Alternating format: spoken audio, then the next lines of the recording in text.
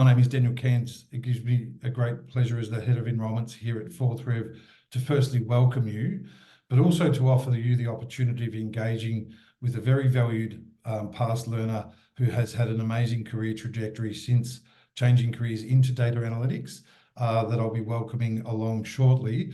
There's a little bit of housekeeping first, as always, with a webinar.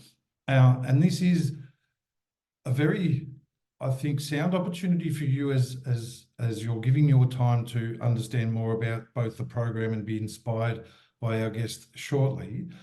But it's your opportunity to dig deep and ask questions of both myself and our special guest upcoming. So please, not only we would welcome your introduction in the chat function now, as some of you are doing, and that's great to see. But if during the course of our conversation you have some questions, do please pop them in the Q&A function.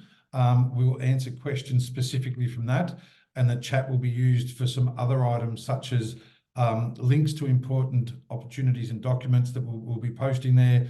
And also I'm going to ask you a question or two for your answers to pop in there as well. The session will be recorded, and I do certainly want to highlight a special offer at the end of the webinar for those that are interested, and that's surrounding a great opportunity to achieve extended career coaching as well. So just a reminder, pop your questions in the Q&A when you feel that they're relevant. Feel free to look through the questions and upvote those that you would like answered first, and I'll certainly get to them. I'm going to give a quick overview of the program and try and make that as succinct as possible, as I'm sure many of you are not only well aware of the program, but may have already spoken with your enrolment advisor.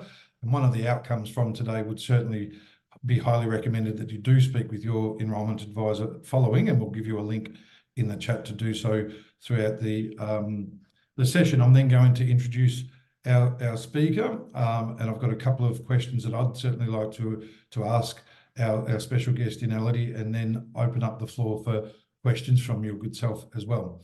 So, what is a career accelerator? I guess what makes our career accelerator model very unique is the bridging between academia and industry. So the process we undertake to first design the content is one of engagement with industry, understanding what employers need in data analysts with both a lens for now, but also a lens on the near future as well. As you know, it is changing so rapidly, and to accommodate that from an employer's perspective is most important. We then couple those requirements with obviously the very best of academic underpinnings, in this case with the London School of Economics, who we've partnered with now for over 3 years on this program, and have had hundreds of learner success stories and outcomes that we celebrate all the time, because that's what it's all about. Industry relevant content, practical application of learning, and then positioning your new skills for the employability and career outcome that you're seeking. So it is a 6-month completely online program that is made up of 3 courses and then 1 practical and applied industry project at the end. For those of you that may not be aware, course 1 is data analytics for business. In that program, you'll cover some Excel and SQL, especially. That runs for 6 weeks with a week's break. You'll then do data analytics using Python, an essential tool for today. Again, 6 weeks with a week reflection or break. And then advanced analytics for organizational impact, covering more in-depth Python and R as a language. And most uniquely, then, throughout the program, there are no exams. You're instead assessed through the submission of both projects and presentations, assignments that help you build a portfolio of evidence towards being able to demonstrate your value to a prospective employer in the future. More so though, your learning outcomes then enable your participation in a live industry-facing project at the end. It is most unique. You'll be teamed with 5 or 6 other high-caliber learners and meet with one of our industry partners who will present to you, and these are the likes of Bank of England and ThoughtWorks and others, that will present to you a challenge relating to a current business scenario in which they have. As a team, you'll work over a 6-week period to apply the learning that you've taken from the first 3 courses into that project, and use that to come up with innovative and tangible solutions to that challenge, presenting your findings and recommendations back to the client, if I can call them that, in a consultancy style presentation at the end. The benefits of that are numerous, in that first and foremost, it is the most practical opportunity of applying your learning in a real business context and setting. Secondly, it's great to more deeply network with your fellow peers, of which the diversity is amazing. You'll make some lifelong friends, no doubt, and also with leaders of industry. And lastly, be it you're looking to commence your career in data, change careers into a role in data, or advance your existing career in data, it is a most powerful demonstration of your value to relay an inspiring story of how you have worked with industry on a data-related project. This was the challenge you were presented. This is the innovative solutions that you came up with, and here is the potential impact. Storytelling in an interview is one of the most powerful things you can do, much, much more so than we believe an exam result could ever be. You're supported in a number of ways in the program. Firstly, there is the facilitators that lead a live session per week. So there are synchronous delivery and asynchronous delivery, the majority being asynchronous, meaning you choose when and how study fits in with your life. But there are live synchronous sessions for all learners to go through the content or the modules per week, get supported with that. They are recorded if you can't attend live to catch up at a later time. You're also supported with a success manager who will be your cheerleader, helping you adhere to your self-designed study plan or intended commitments per week. And lastly, the addition of an executive style career coach that I'm really going to learn more from Elodie about the value of, because our feedback is such that learners are most pleasantly surprised with the value of not only the content and the relevance thereof, but the value of the coaching program that is embedded within the Career Accelerator as well. So we'll dive a little deeper into that. It is anticipated to budget around the 20 hours per week mark. Some weeks there'll be more, some weeks there'll be certainly less. But as I mentioned, with the majority being asynchronous, it is up to you. It is your opportunity, I guess, to structure how and when study fits in with your life. Don't get me wrong, that is a significant commitment for those that have got families that are working, of which is most of our learners. But it is also designed to give you rapid acceleration of one's career, hence the title of the program being a Career Accelerator. I'll touch on the fees and the payment plans, and then we're going to get to our guests very, very quickly. So everything included, all of that coaching, and I do have a special offer regarding the coaching to announce shortly.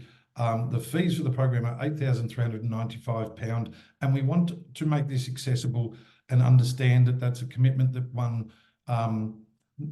needs some assistance with at times. There is a reduced rate to pay up front, but we can offer 6 or 9 monthly payment plans with no fees and no interest associated with them. And we do partner with EdAid for those that meet the finance application criteria that they have for a 24-month payment plan, again, with no fees and no interest. Lastly, entry criteria, I'll touch on at the end, as I'm sure there's some questions, but it is a quantitative unit of study at undergraduate level previously. Secondly, there is a requirement of having some experience in a data-aligned role. And I have a very exciting announcement also that I did forget on the top, and that is that this program is recognised now and is in the process of being developed into a postgraduate certificate qualification, and there'll be some news coming out about that, but it has been approved by LSE that we are most excited about, and I'll touch on that a little later as well. There's my quick, as succinct as possible, headlines regarding the program, but we're not here to listen to me. We're here to listen to someone that's experienced the Career Accelerator firsthand, and it gives me always, I should say, great pleasure to welcome Elodie to the webinar today. Elodie, welcome. Thank you, firstly. And if you could, for those that don't know Elodie has participated in webinars previously, but if you could give us an overview of your career previous and more recently. Thanks, Elodie. Hi, Daniel. Thanks very much for inviting me onto this webinar. I'm really excited to be able to share my journey. So I'm Elodie Hudson. As Daniel said, I've done the course. I finished it, in fact, just about exactly this time last year. My background is I came from a 16-year teaching career. And prior to being a teacher, I was a secondary science teacher. I worked as a scientist, so I did an undergraduate degree in natural sciences, followed by a master's and then a PhD, which was in fisheries population dynamics modelling. I then worked at Imperial College and as a freelance scientific consultant before doing a little bit of lecturing at Imperial and then moving into secondary school teaching. I'd reached the stage in my career, so this was 2 years ago when I was starting to think about this, when I was 50, and I sort of felt a little bit bored, and I had a strong sense of I don't want to do the same thing for the rest of my career. I've still got 17 years to retirement. And I think COVID was a little bit of a turning point in terms of opening my mind to other possibilities. So I actually was at home and I Googled working from home jobs Guildford, which is where I live. And about the first 20 results that came up said data analyst. And I genuinely didn't even know that that was a thing. And I thought, oh, that sounds right up my street. And I started poking around, looking into that a little bit, and then came across the LSE course. And I just sort of instantly recognized that this would be a good thing to do. I sort of thought, well, I better shop around and see what else is out there. Came straight back to the LSE, spoke to the enrolment advisor, did the course alongside my full-time teaching job. And then I started work at a small software company called Assess Tech last August, and that's where I still am now. I love that on so many levels. One is the bravery. I'll use that term if I can, Elodie. It's daunting for many, no matter their level of experience, to consider a career change. But as you wisely recognised, life still has a long way to go, regardless of your age, and to do something that you felt enabled your successful pivot and combined your transferable skills, I guess, was very wise, and it's turned out most fruitful for you. But can you take me a little deeper into going through that process and the process before we get into the program of identifying the transferable skills from teaching and from your previous academic background and so forth, and the domain knowledge when you identified the need to undertake a career change? How was that process? I think it was bolstered by a bit of blissful ignorance, in that looking at the program content, I just thought, well, that really appeals to me. I'm pretty sure I've got the skills to be able to do that, even though I've never touched SQL, I've never touched Tableau or Python. I did a tiny bit of coding in my PhD, but that was 25 years ago. I just sort of felt this was a risk worth taking. And you're absolutely right to say it was brave, because it was difficult in that respect. And especially being in education, I was in a quite insular bubble. Like, I didn't have a LinkedIn profile or anything like that. And I didn't know at the time that I had as many transferable skills as I actually did. I just didn't even think about that. I just thought, I'm going to take a leap of faith here, sign up,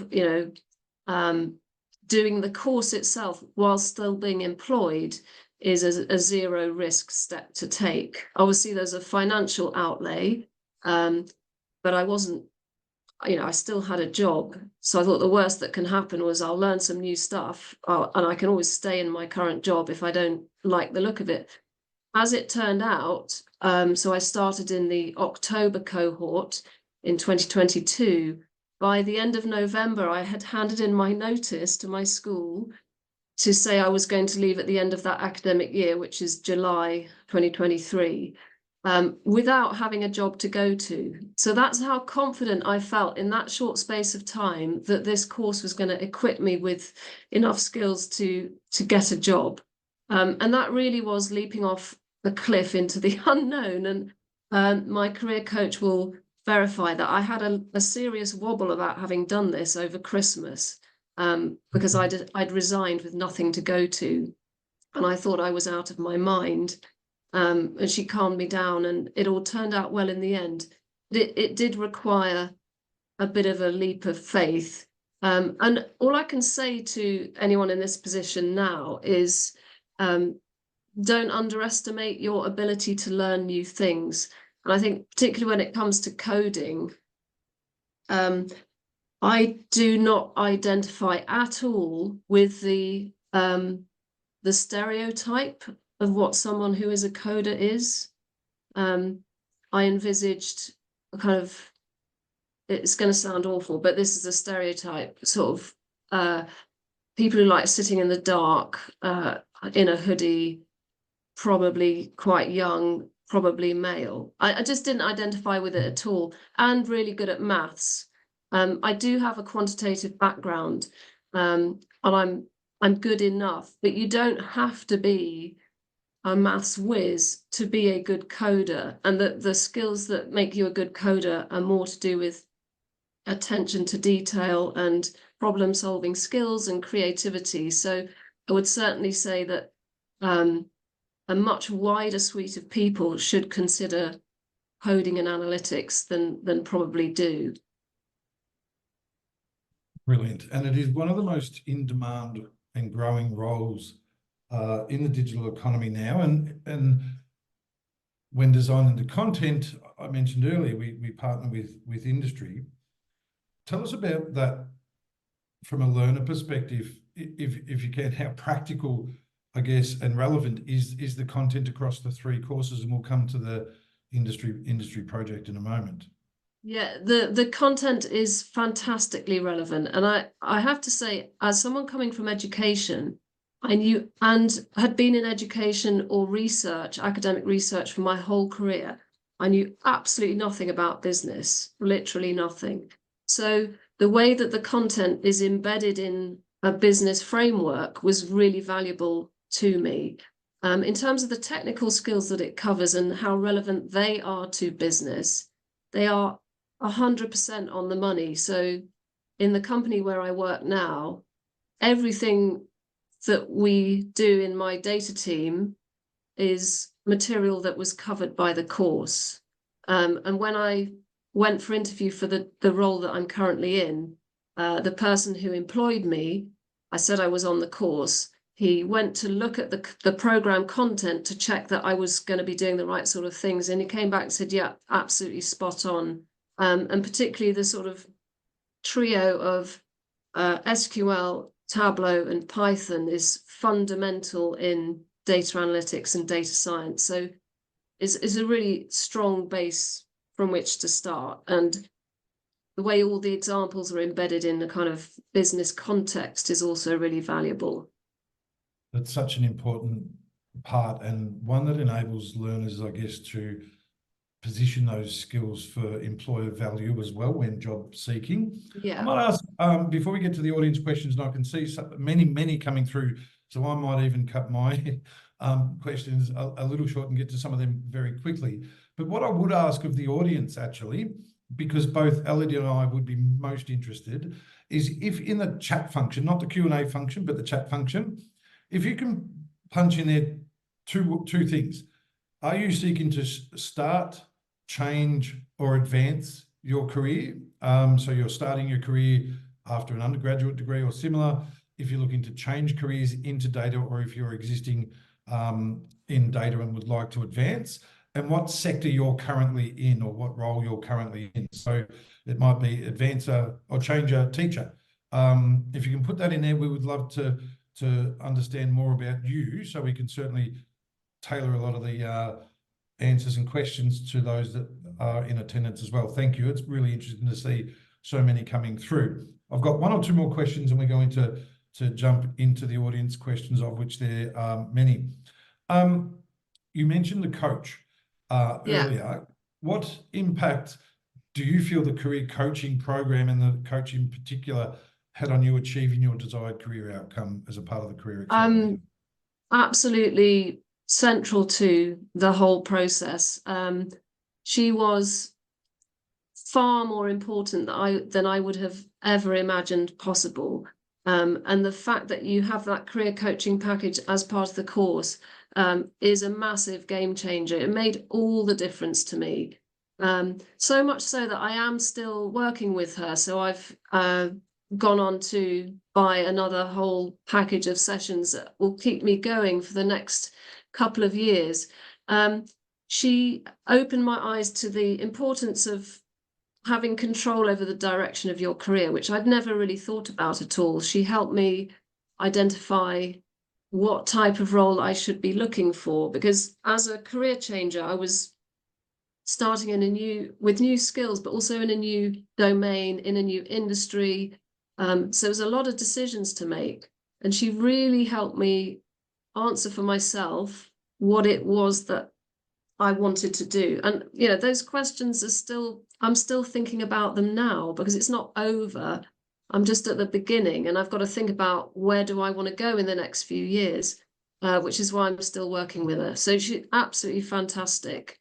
And she took my LinkedIn profile from nothing. In fact, it had been locked down because it said I was working at a school where I was 15 years ago, and they blocked it because it wasn't true, to what it is now, which is actually a really, really useful tool, particularly if you're looking to change career.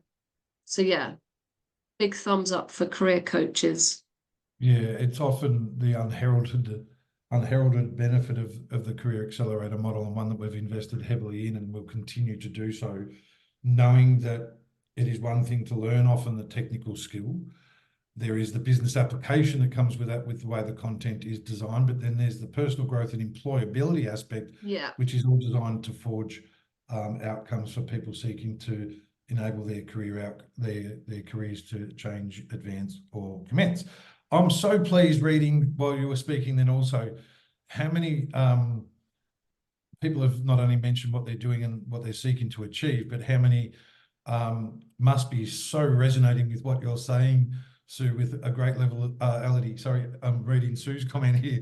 Elodie, in relation to a similar level of experience, I'll put it as that, but similar backgrounds as well. We've got maths teachers. Yeah, loads of teachers. It's great. It's brilliant. So, but I'm so inspired to hear of mechanics and auditors and all sorts of people, and even someone in the casino industry. So thank you, everyone. We'll keep referring to them in a moment.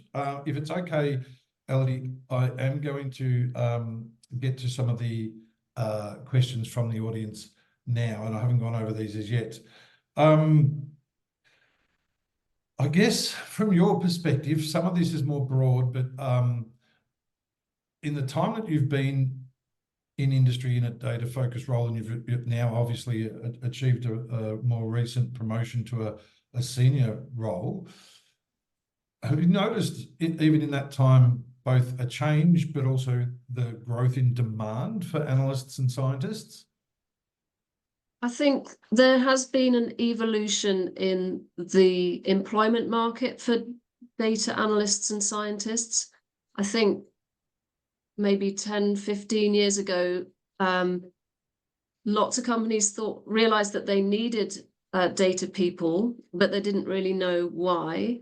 And I think since then, there's been a lot more specialization in data, and a greater distinction between roles from data architects, data engineers, data scientists, through to data analysts and business analysts.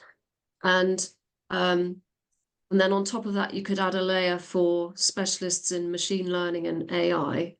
And I think the Data Analytics Career Accelerator touches on the basics for that full spectrum, but where you personally would want to sit on that is for you to discover as you work through the course and notice what are the things that you really enjoy doing and what are the things that you want to take into a job, because they really are quite different roles. So I think there's been more specialization.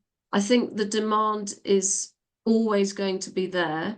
I have no fear at all that AI is going to reduce the demand for people, because I think you are always going to need people who understand nuance and business context, and knowing which are the right questions to be asking of the data that's being collected. So I've got no worries about that at all.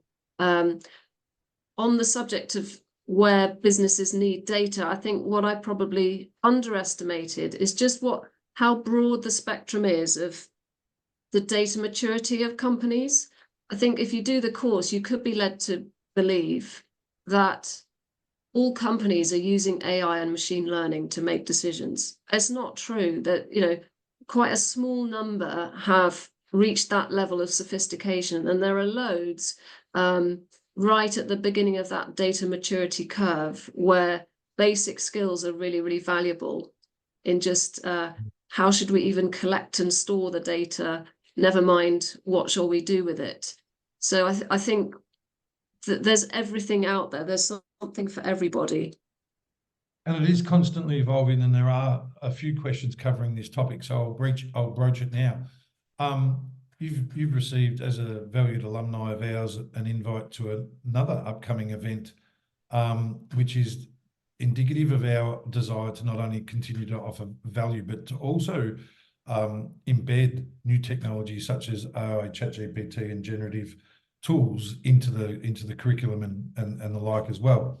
So yes, the program, for those asking, does cover the introduction to tools such as that through both live sessions with amazing industry experts and woven throughout the program as well. Christoph has asked a question that's been voted up as well. Can you provide more information about the teamwork aspect of the partner project? Tell us about the nuts and bolts of how that works. Of the employer project, or just generally speaking? Project. Yeah, I can kind of talk to both, and I think I'll do the employer project after the first bit. So an important aspect of a fully online course is to engage with the other learners. Really, really important. So the Elodie platform that we use to talk to each other and to communicate with the facilitators and course lecturers was really valuable. You can't do it in isolation on your own. You will need support and help, and no question is too simple. What also happened, and I don't think this was particularly encouraged because the course wants all communication to be shared and visible by everybody, but inevitably WhatsApp groups spring up between groups of learners, and I was part of one of those. And that was really, really useful for us. There were about 15 of us in a group, and we just shared questions all the time and supported each other. And that helped build relationships so that when it came to the employer project, even though none of us were on the same team, we were spread amongst 8 different teams. We were used to working with people remotely. So I was the team leader for a group of 7 of us, spread across 5 time zones. And honestly, that is a challenge, particularly if you have day jobs, which most of us did, to actually get a team to function cohesively, so asynchronously. But it did work, and it did happen, and we used lots of clever tools to help it happen. And it was a very rewarding experience. And looking back on it, I'm amazed how much you can do without ever having actually met anybody in the flesh. Although we did meet in London, some of us, at Christmas during the course, and that was really nice to meet people in real life. And then, of course, at the end of the course, we had a gathering at LSE, and met lots of people. So it's great. It does work. Fantastic. And it is, as you said, working asynchronously and across time zones is also indicative of the business world in which we live in now, and will forevermore as well. So the actual employed project that you worked on, I don't recall which one you did, sorry, and if you're it was with a packaging distributor called Kite. Kite, that's right. So how practical was that, and how engaged, I guess, were the team with the project and applying the learning? Well, so that was one of the challenges, actually, because not everybody in the team was equally well engaged, and it's hard to be engaged unless you've got a specific task to do. So making sure everybody was doing something that they wanted to do and that they felt was productive was one of the kind of key things that needed to happen to make it work. The project itself was, a genuine business problem for them. It was all confidential, so I can't tell you the details, but it was a real business problem, and they gave us enough data to figure it out. And they gave the same problem to 5 different teams, and they were genuinely interested in the answer. And we had live online sessions with the business, with the company, with the director, where we could ask questions and find out a little bit more about what they wanted, and then gave presentations. But it was, for me, that was the thing I enjoyed most about the course, because it was so rewarding to actually dig around in their data, make some really cool visualizations in Tableau, and actually show them something they didn't know was there and answer a question for them. Extremely rewarding. And I, just sealed the fact that this had been the right course to do and the right industry to go into. Excellent. Thank you. That's brilliant. John would like to know, course aside, what does a typical day at work look like for Elodie? What do you actually do day to day? So relating to data, I like that question, John. It's often we focus obviously on the course, it's a really but good what question. do data analysts do every day? Yeah, so I'll tell you what my job title is now. I'm Director of Development at Assess Tech. So we're a small software company, and we sell software to the railway industry, which is used to manage the competence of train drivers. So basically, anyone driving your train needs to have their competence checked on a regular basis to check that they know what they're doing. And they use software supplied by us to do that. And so we have an enormous amount of data. We cover almost the entire UK network. So I line manage the whole development team. So that is the software developers and the data team. And, I can't quite believe I'm in this position because, like I said earlier, I never saw myself as a coder, and now I'm managing a group of coders. So part of my job is making sure everybody's happy in what they're doing, meeting with the senior managers in the company to check that our strategic direction is correct, leading the data team. So our job is split into dealing with bugs that are reported by customers, and those bugs are in the SQL procedures that are used to generate reports that they rely on to run their train operating companies. And there's quite a lot of bugs. And the other half of our job is to completely rewrite all those SQL procedures so that we don't get the bugs. So day to day, I am, this morning, in fact, I thought I was thinking about this, that I was going to share this with you. I was tackling an SQL procedure, which is about 1,000 lines of code, spitting out data and trying to validate that data was accurate. And it isn't. So to check that it's accurate, I was writing my own SQL code to query the database, to compare the output with the report itself.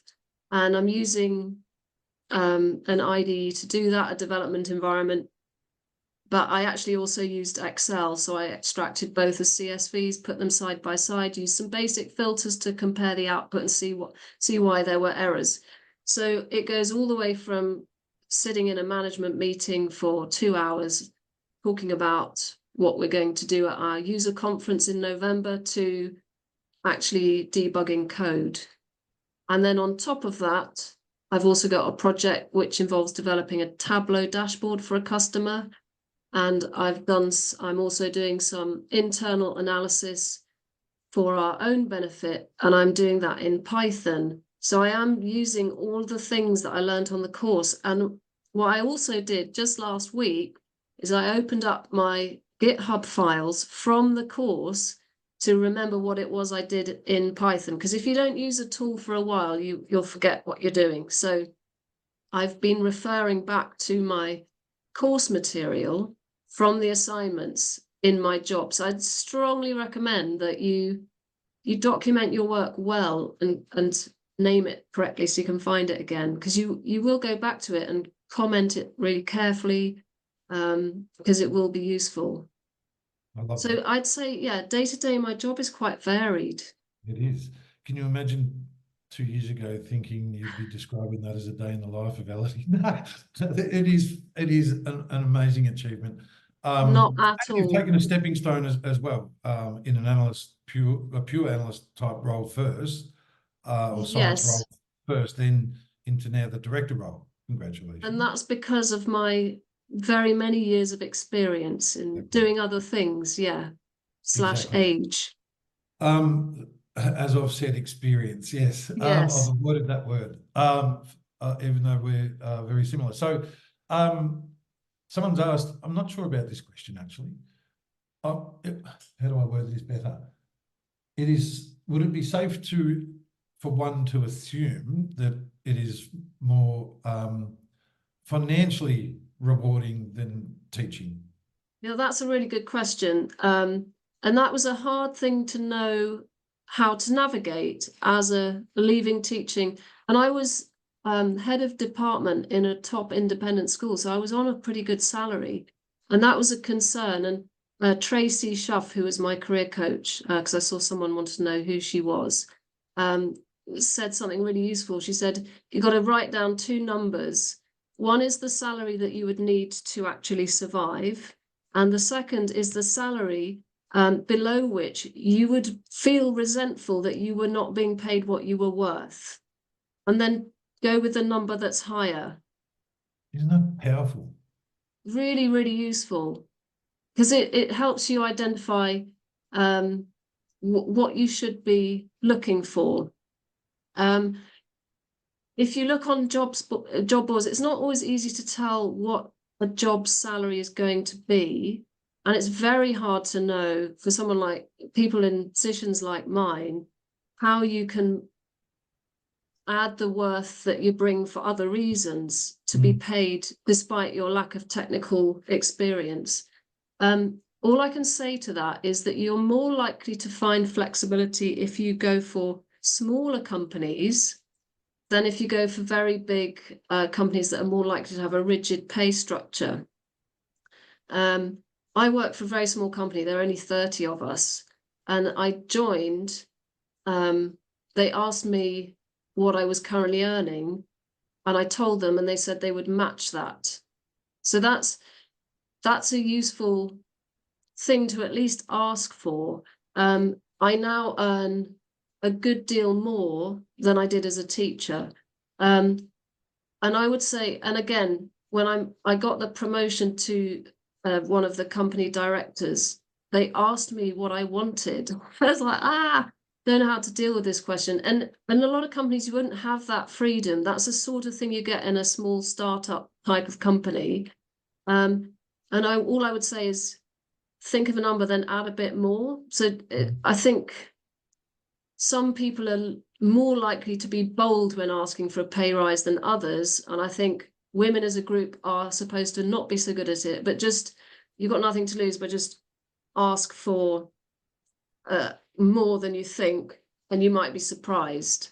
So generally, though, that conversation is useful to have with your career coach. Exactly. Because they have a lot of experience with that. Yeah, and it is tricky when navigating a career change to not want to price one out of a role, yet obtain the value, as you correctly articulated, Elodie, about the experience that you bring from, be it other sectors and skill sets and experiences and all those sorts of things that are going to add value. It is part of the coaching process to bring that out, make it shine, and then add your worth, obviously, as well. So that's a brilliant response, and thank you for answering what is often a difficult question. Yeah, and I'd also add, I was prepared to take a salary cut because I thought that might be necessary, and it could have. In fact, I have a colleague who joined as well, also from teaching, who started having taken a cut but has now surpassed that point. So if you do have to go backwards, it's only to then go forwards in the future. Great point. Simba's asked about having a background in accounting. Do roles that combine my background with data science analysis I will gain? Absolutely, Simba. Great to see you in attendance. I know Simba's looking at studying one of the programs. So yes, I think someone mentioned this to me some time ago, and I've probably mentioned it in many a webinar. It was an inspiring woman who was actually the first female Prime Minister of Australia, who said the pace of change has never been this fast, yet it will never be this slow again. Simba, all industries have a need. I won't say all employers do yet. As Elodie articulated at the commencement of our chat, it is a perception that all companies are using data to the best of their ability and so forth. That presents opportunity in itself of those organisations that are maybe new to utilising data for business decision making and so forth. But in short, answer to your question, Simba, absolutely. There's some course-related questions I'm going to come back to. Olga's asked, how much time did it take you to find your role? I spent I started thinking about looking for a job pretty much from the beginning of the course. I'd say it took about 3 months, and I pursued a couple of opportunities. I'd applied for a couple of jobs. I actually had got to the second round with somebody who had contacted me through LinkedIn. So I think having the right profile, but more importantly, the right background story, which you've used to build your profile, is useful because people do reach out that way. I got offered the job actually in the January of 2023, but didn't start until August because I had my teaching commitments. So I think the career coaches normally suggest about sort of 3 to 6 months, but I think the harder part really is narrowing down what you want to do and who you want to work for. And if you're coming from another industry, that can really help guide you, because I know that some of you will want to stay in that industry. So if you've got accountancy skills, there are definitely going to be roles for data analysts with an understanding of accountancy, either in accountancy firms or firms that need to deal with that sort of information. The material that we went through in the onboarding process, so before you start the course, there's a 3-week onboarding program. That actually was really, really valuable because it takes you through identifying what your values are and how they might inform what sort of company you want to work for. So that was useful too. So coming from education, I felt I wanted to do something that I felt useful. So working in essentially safety in the railway industry feels useful as well, even though that other than that, they're not that similar. So all that sort of guidance really helps focus where you want to, or where to look before you start actively applying. There's that's great. And there are 2 benefits to that. One is I believe, and I'm sure the coaches enable this too, through the alignment of values, a greater chance of succeeding when recognising that in an interview, but a greater chance of enjoying the role and the organisation you work in a great deal more when you do obtain a role. Yeah. Conscious of time, I want to get through some more. James has asked a really practical question in the sense that, how do you manage balancing the workload of the course with full-time work? Yeah, that's not easy. Again, the onboarding material was useful for that because they talk you through some practical techniques for managing that. And for me, time boxing was really useful. So I physically wrote in a planner where the blocks of time were that I could dedicate to the course. So 2 hours on this evening, that evening, and that evening. And then you realize you're supposed to be doing 16 to 20 hours a week. So then you know, well, you've got to put 4 hours in on Saturday and 4 hours in on Sunday. That sounds a lot. It was hard. It was really hard. But with the right sort of preparation and planning, it's doable. And I think the thing that saves you is that there are reflection weeks in between courses where you can have a little bit of a breather. And because my course, the end of course 1 was just before Christmas, we actually had a 4-week break over Christmas. If you are a teacher, sometimes that's the 6 or 8 week learning block will overlap with a half term or a holiday, which helps. But in my case, course 1 completely coincided with the second half of the autumn term. It was absolute nightmare. And I've got all the usual running a house and children and stuff too. But if you plan it meticulously, you'll feel more in control of it. And the success manager helps give you that accountability, so you know someone's going to check in to see how you're doing. That really helps as well. Exactly. A really good point. And there are sacrifices. Let's not kid ourselves. It may be saying no to the drinks on the Friday night or the family function or whatever, but I think there's a few keys there.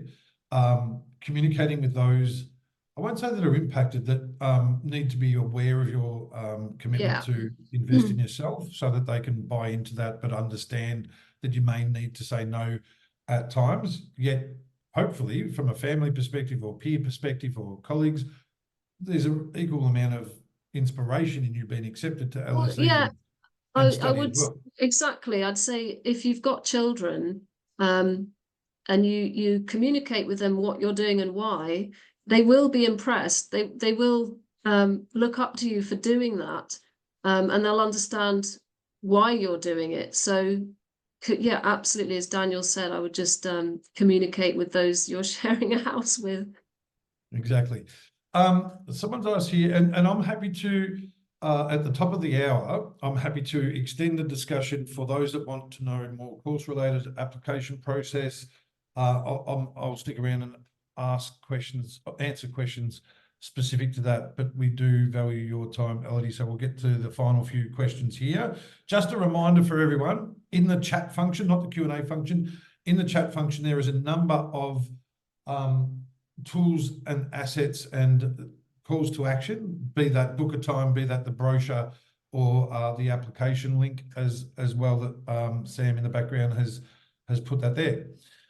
Tim's asked about remote work and part-time work. Is it common to come across remote data analyst roles? Do you feel? Yeah, in fact, I mean, that's the irony, that I started this journey because I was looking for remote jobs, and the job I'm in now is 100% in the office. So, but my office is in Guildford, so I don't really have a commute, so that's fine. But yeah, I would say the vast majority of roles that you'll find will be at least hybrid, and you can certainly find fully remote work.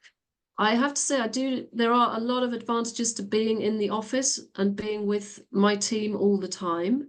There's a lot of, especially for a career changer and someone new, sitting in the room with the software developers, I've learned so much about software development, about database infrastructure, hardware, software, everything. So don't rule it out, but yeah, most roles are hybrid. Exactly. And it's that informal transfer of knowledge in person. It may be picking something up by ear or in a meeting. That is still I actually miss that a lot, because we certainly work mostly remote as well. Can I share the percentage of the program graduates who managed to secure a job in data analytics after the program? Close to 90% of learners that completed the Career Accelerator and the coaching program have achieved their intended outcome within 6 months of completing the Career Accelerator. There's a caveat to that, though. Not everyone is looking for a career change or a new job. Many of our learners are looking to add skills to their existing roles as well, so we're not counting them in those outcomes, just so you're aware. We're most proud of the career outcomes and the ongoing outcomes that are evident, both with Elodie's example of a more recent-ish promotion. It's almost 12 months now, I think. Yeah, I've been in the director role since February. I joined in August as lead data scientist, I think I was called. So yeah. Excellent. So Harrison's asked, can holders, and I'll need to touch on this maybe before everyone does jump off. Apologies, Elodie, I'll take this one. Can holders of the LSE Data and Analytics certificate be enrolled into the postgraduate program with some kind of exemption? So, Harrison, I'm assuming you're referencing what I mentioned earlier about a new postgraduate component to this Career Accelerator being approved by LSE. There's a lot of detail to come with that, but what it is likely to be is, yes, that will then be a level 7 qualification that will award credit toward a master's. So it's essentially 1/3 of a master's. All of our career accelerators, and we have them with LSE, we have them with other universities in the UK as well, will be designed around having that postgraduate component. So the idea is your time in the Career Accelerator is counted. There is an academic dissertation and possibly applied project on top of that that would award then the postgraduate certificate. And if someone wanted to do data analytics and digital marketing and combine it with a third one, we would stack them towards masters in the future. There's a lot more info to come about that launching next year for LSE, but there will be a great opportunity to work in the field and hopefully apply the learning to a role within the data field as well. We're so excited about that, and it will be brilliant for both our alumni and learners upcoming. Can I answer the question about imposter syndrome? Yes, I was just touching on that one, so please do. Yes. Yes is the answer. I do feel imposter syndrome sometimes. And how do I deal with it? I think it's important to remember that nobody is an expert in everything all the time. So even the CTO in our company at times knows less about the SQL that my team are looking at than we do, just because he hasn't looked at it for a while. So it's always okay to admit that you don't know something, and there's never, you should never feel I'm going to look like an idiot if I ask this really obvious question. So I think reminding yourself of that is good. Everybody's got the capacity to learn, and nobody's always got an answer for everything. The other thing that helps is being part of a network of people who can support you. So for me, the Women in Data group has been really, really valuable. So we discovered that through the course, and a few of us went to attend the Women in Data conference in London, and they have a great podcast series. So having a group of people to listen to and share the same concerns with is always reassuring. You realize you're not the only person who's worried about that. So I think everybody feels imposter syndrome. Exactly. I couldn't agree more. And thank you for also asking that question. I don't recall the name. Thanks, Elodie. Reema's asked here, working as a lecturer at a major university, want to change careers, but most of the company refused my CV because of the academic work background. How can I convince them to give me a chance? So Reema, you're exactly, typical of many, many learners, Elodie included, that went through the Career Accelerator and were able to position both the new technical skills obtained, the business relevance of those skills and the application thereof, but also those transferable skills that are so important to highlight when going for those roles, of which you would have many, no doubt. Amit's asked, of those who completed the course and went on to a new career in data analytics, how many were from backgrounds with no knowledge or coding or even IT? Good question, Amit. I don't have the exact answer to that. What I do have, though, is a profile of a learner. And almost the majority of our learners are career changes and career advances. It's almost like 40% of each. So 80% of our learners are either looking to change their career or advance their data-aligned careers already, and 20% potentially are looking to commence. It changes intake to intake slightly. Our learners are usually around, they are more mature, so early to mid-30s is the average age. We are most proud of the fact that we have such a high participation rate of women in this program in comparison with industry standards. It's always near on close to 50%, 48% I think was the last one. It's been down 45 in some presentations. Pleasingly, it's been over 50. So that's more of an understanding of the typical student. I'm conscious of time, and we've got many questions, but I do know I need to let you go.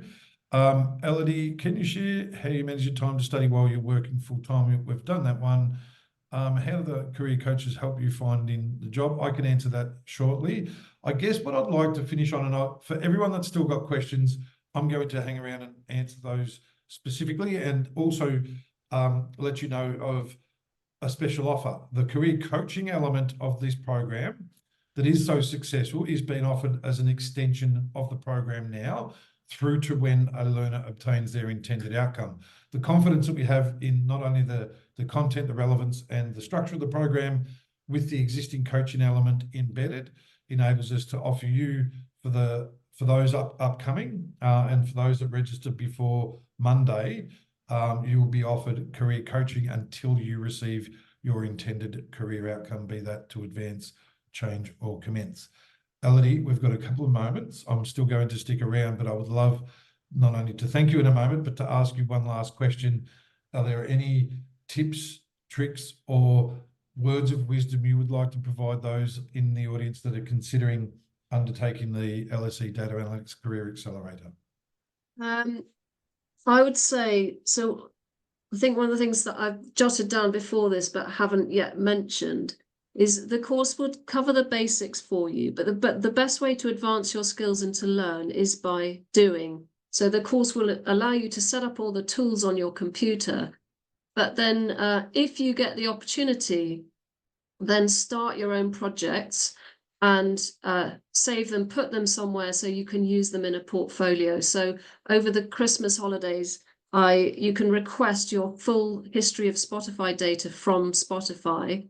So I did that for myself and everyone in my family, my children, and you get it all as a set of JSON files, everything you've ever listened to since you started using it.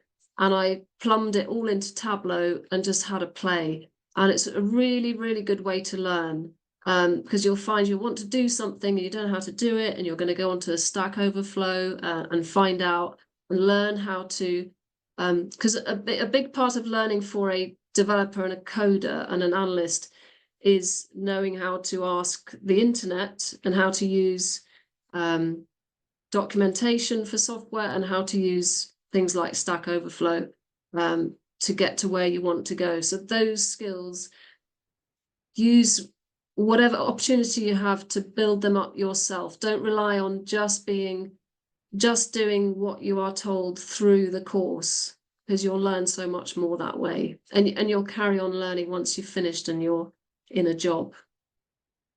That's brilliant. And I love that example. It makes me reflect on my early career too. But for those... I got that example from Andy Cockgreave, who does some of the Tableau presentations on the course. And he had mentioned that that's what he had done. That's where I got the idea from. So I love it. And to extend that for value, to let you go, but to extend that for value for people looking to add experience, I think it was Rima that mentioned not getting interviews and so forth. Reach out to a local non-government organisation or charity and ask to work on a for free or for pro bono basis to get some experience, but to add value to them. And that's a great thing to put on your CV. I'm going to leave it there, Elodie, and I'm going to stick around for everyone else. But Elodie, thank you ever so kindly. It is always a pleasure, but it's most inspiring, I think, for us to dive a little deeper and be so engaged with those in attendance who've asked some amazing questions. And thank you for adding value to their experience today and helping them arrive at a very important decision for themselves. Thank you very much for inviting me, and I'm happy to help, and I wish everyone luck, and I'm sure you'll enjoy it enormously. Go for it. Thank you, Daniel. Pleasure, Elodie. Thank you. Most importantly, we much appreciate your time. For everyone else that has some other questions or would like to know any other information, I'm going to go over a few items now as well and get through some of those final questions. But most importantly, just to wrap everything, from my perspective, it was so inspirational to hear from Elodie and to dive deep into some of those things that you may be feeling and experiencing, particularly around a career change with a level of experience behind oneself, and even diving into what is very, very common in the imposter syndrome process that many of us go through when considering a career change, especially amongst other things. Just a reminder for everyone as well that there's a few things to take away. Obviously, this will be recorded and distributed. I can see many people asking that question. But most importantly, I think it is to take some form of action from your commitment to attend today, which is a step in the right direction for yourself. I think the best thing that I can recommend that you do is, if you haven't already, is to book a time with your enrolment advisor who's going to take a most empathetic approach to your decision-making process. We, as a team, understand not only are you looking to invest a great deal of time and effort and finances into this program potentially, but it's often coupled with a big career decision. That deserves a great deal of empathy, and you'll certainly receive that in your communications with your enrolment advisor. I mentioned the special in terms of the extended coaching offer. What a great way to have even more confidence behind you when making such a decision, to be coached through until you achieve your intended outcome. I also know that our enrolment advisors and their calendars are quite busy at the moment. So I'm going to make a decision right here and now. If you apply by Monday, please, you'll be eligible to obtain that career coach, the extension to the career coaching. If you need some advice and some support on the application and want to book a time with your enrolment advisor but can't access their calendars before Monday, book a time anyway, and we will honour the coaching regardless of when you book that appointment, so long as you're commencing within the next presentation. So I just know that, and I've just had a message come through that the calendars are filling up, which is great to see, but also in fairness to yourself, we will ensure that that is honoured for you as well. But do please take the action of either applying prior to Monday, preferably, or booking a time with your enrolment advisor if you haven't already, or if you need some assistance. Getting back to some questions quickly, and please feel free to add some more.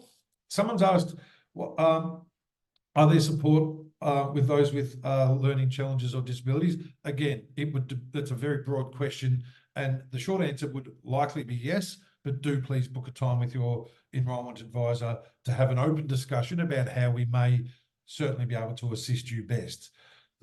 Someone's asked about going overseas.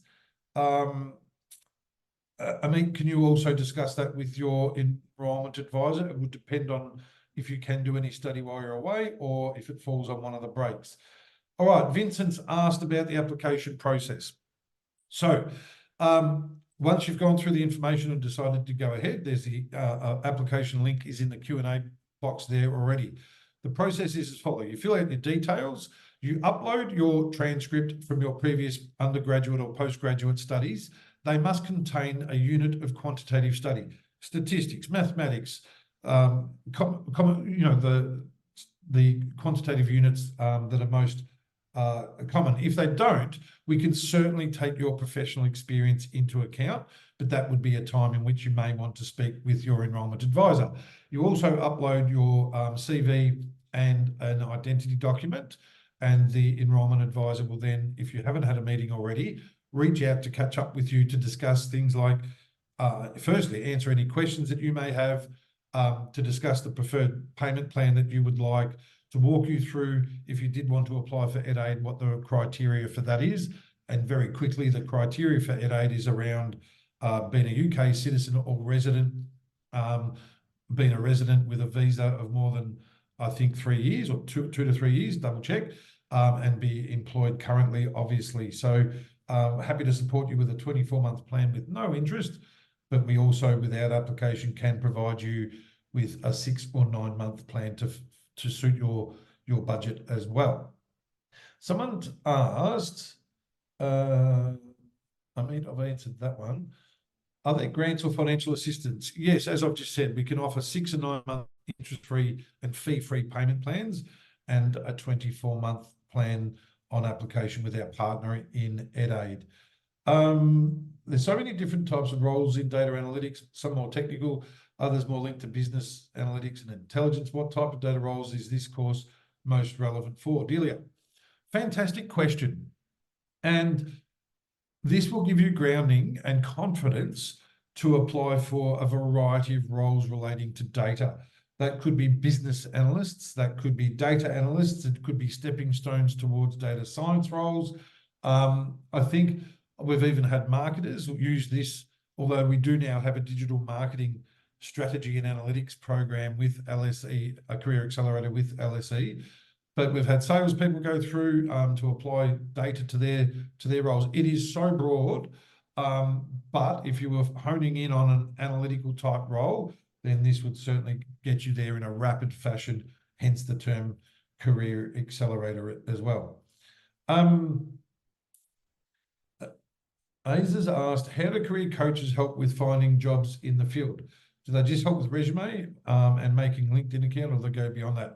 They go so much deeper than that. It's a great question. It is a whole coaching program embedded all throughout the Career Accelerator. As Elodie did mention, it commences with diving into discovery of your values, and then a very rigorous goal-setting process that helps the coaches understand first your values, but secondly, what it is that you're striving to achieve and how they can coach you towards achieving that in a more rapid fashion and more likely successful outcome to that. So throughout the one-on-one sessions that then follow, so you'll meet with your coach monthly for a 50-minute session. They'll touch on things like tools and techniques that will be used to enhance your prospects of succeeding in your next role. But those tools and techniques, Elodie's already mentioned as well, can be used and will be used in any role that you apply for in the future. Sure, there are a big portion of the coaching is also how you make your new skills in data analytics shine for the attraction and strategic placement on your resume and LinkedIn for recruitment purposes. So there are keywords or things that even software looks for now when scanning LinkedIn or a resume, and the positioning of your skills within certain pieces of your resume, and even obviously the positioning of LSE, who are so highly regarded by employers, more so than most universities in the world. It would be paramount as a part of the coaching process as well. But it is a whole program. It's not just a spruce of your LinkedIn profile and resume. And even if you're coaching beyond the program as it extends now for the special that I've mentioned, it may be assistance with specific interview preparation as well. Other questions? If I look into changing career in data analytics, would it be a good time to complete the Career Accelerator? I wouldn't want the skills to expire. Someone's asked about studying in 2 to 3, changing careers in 2 to 3 years. That's a really, really good question and a good point too. And thank you, Richard. I just saw that you've booked a time, so thank you, and others as well. A really good question. I'm going to be completely upfront and honest and say, no, don't do it now. And the reason I'm saying that is because the pace of change is fast.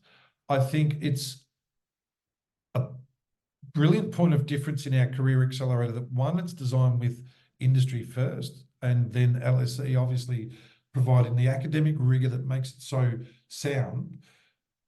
But we always refresh our content. I've mentioned we've already inserted AI, an amazing array of masterclasses with industry experts that assisting position AI for benefit. Who knows what that's going to be in 2 and 3 years' time? I think anyone else that's considering a program as well would be wise to understand how old the curriculum is in any program that you're looking at, be it a master's or be it a boot camp or anything, purely because of the fact that the industry is changing so fast, and that you need, if it's more than 12 or 18 months old, the curriculum is probably well out of date by now as well. So in all honesty, to your question, I would suggest you take up the Career Accelerator closer to the time that you're looking to make the change as well. Understanding that I've used up a lot of people's time, but I'm keen to continue to answer any questions if there are. Let me just double check something first. I've got 3 or 4 minutes. So Olga's asked, do any fellow students in your intake have a background in marketing? Yes, they certainly do. Analytics in marketing is critical and growing in its need and its requirements. However, Olga, suggesting you also, if you want to combine the two, have a look at the other Career Accelerator we have with LSE as well, to weigh both options up, because that's a digital marketing strategy and analytics Career Accelerator, so it may be quite pertinent for yourself as well. I'm going to finish now by saying well done to you, first and foremost, for making a decision to give up some of your time today, purely because it is a step you've made in the right direction to educate yourself as to what is the best decision for you. And if you've discovered through this process that it's not for you, then you haven't made the decision without the knowledge behind you. If you have, then take the next step. The next step for you is to discuss potentially either with your enrolment advisor, or certainly, as I mentioned earlier, with those that you love and trust, about making a decision and making a commitment over a 6-month period that is going to be involve sacrifices along the way, but have an eye on the horizon as to the benefit for those that you love as well, be that increased earning potential, job satisfaction, all of those things that come with realising your dream as well. So take action. We're here to support you as well. And the next, I haven't mentioned actually, the next presentation, I'm sure you're all aware of this, even more so than I, starts on the 8th of July. We can accept applications up until roughly that date, depending on how many placements are available. There are limited placements for the purpose of your learning. When I say that, I mean the placements are limited because if we did have 200 or 300 people in an intake, your project teams might have 20 or 30 people in them, and your roles and responsibilities within that project team would be diluted to the point where they would be less valuable and unrealistic. So, and the individualized coaching means that we've got capacity on the amount of placements that we can have. So 8th of July, talk to your enrolment advisor first, submit an application if you're confident of going ahead now. And as I said, if you book a time as a result of this webinar, or you've applied before Monday, we will offer that extended coaching, which I'm really excited about because, to be honest, it's all about your career outcomes.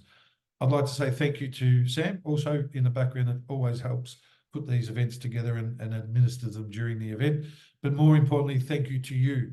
Well done. We look forward to welcoming, we look forward to supporting you, but most of all, we always look forward to celebrating your career success as a result of the Career Accelerator. Have a great day and thank you.